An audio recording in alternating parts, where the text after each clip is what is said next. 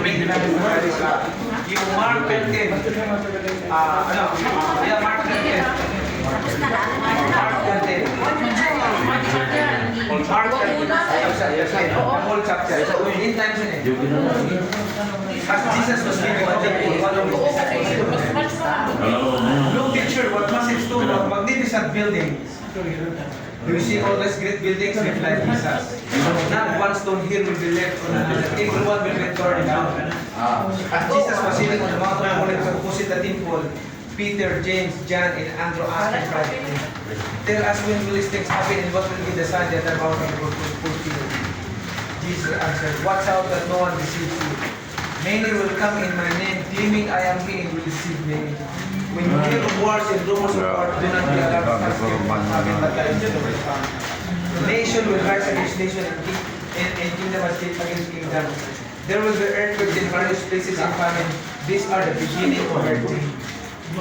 You must carry out birth pains, Wow. Dahil earthquake, mga pangit, so, di ba, pandemya na, kung tapos ng pandemya, pandemic is coming. Earthquakes is everywhere. Okay, rumors of wars is everywhere. Yes. Okay, rumors of wars. 16 now. Okay, you must be on your guard.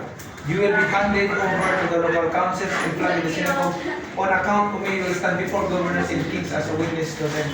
But the gospel must first be preached into all nations.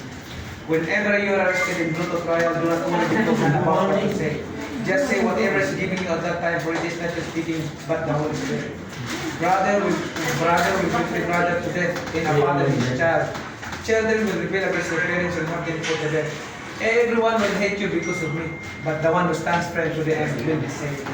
When you see the abomination that causes desolation is standing where it does not belong, let the reader understand. Let those who are in Judea flee to the mountain. Let no one in the house, let no one in the field go back to get their flock. How dreadful it will be in those days for pregnant women. Pray that this will not take in winter, because those will be days of distress unequal from the beginning when God created the world until now and never to be equal again. If the Lord had not cut short those days, no one would survive. But for the sake of the elect, He has shortened them. At that time, no one will survive. At that time, many will say to me, at that time, many will say to me, "Look, there is the Messiah. Look, there is one believe them for false Messiah and false prophet will appear and perform signs and wonders to receive. Even that is impossible. So you must be on your guard. I have told you everything ahead of time. But in those days, following the distress, the sun will be darkened, the moon will not give its light, the stars will fall from the sky, and the heavenly body will be shaken. At that time, people will see the Son of Man coming in clouds with great power and glory. And He will send His angel to gather His elect from the four winds to the ends of the heaven, to the ends of the earth, to the ends of the heaven. To the ends of the earth, from the ends of the heaven. Now learn this lesson from the fig tree. As soon as its get in there and its leaf come out, you know that summer is near. Even so, when you see these things happening, you know that it is near, right at the door. Truly, I tell you, this generation will certainly not pass away until all these things have happened. Heaven and earth will pass away, but my words will never pass away. But about that day or hour, no one knows, not even the angels in heaven nor the Son, but only the Father.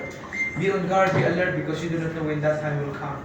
It is like someone who going away and leave his house and put his servant in charge is with the scientist and tell the owner of the door to keep watch. Therefore, keep watch, because you do not know when the owner of the house will come back, whether in the evening or midnight or when the rooster crows or at home. If he comes suddenly, do not let him find you sleeping. What I say to you, I say to everyone. Watch. Jesus Christ. Amen.